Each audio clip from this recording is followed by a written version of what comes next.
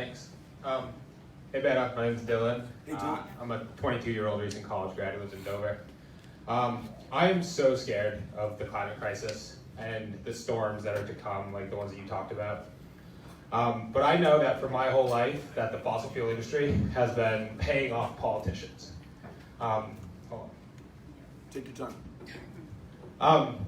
But I know that you've also said recently that you are willing to not take any contributions from PACs and lobbyists and fossil fuel execs.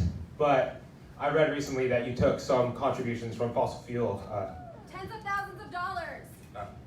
But I know that we can do this without them. I know that we can win and build a better future. So I'm asking you, will you take the no fossil fuel money pledge, which means you won't take any contributions from executives, fossil fuel executives, lobbyists, or PACs that are over $200.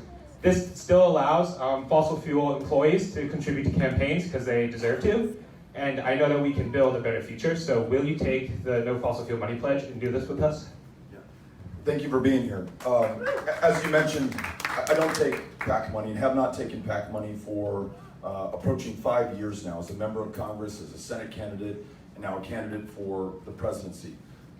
As you may also know, I take no money from any lobbyist for any organization. $250 from a Chevron lobbyist on March 29th. You know what? I'll give you the microphone. Here you go. So you don't have to shout. Beto, I was really inspired to see that you said you would not take money from fossil fuel executives. But I looked it up and you did. You took the max contribution from 8 different fossil fuel industry CEOs and executives and a lobbyist from Chevron on March 29th.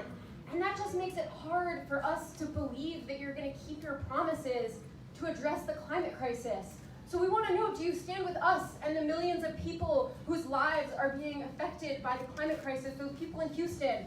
And if you do, will you prove it today by returning that dirty money and signing the no fossil fuel money pledge? Thanks for the question.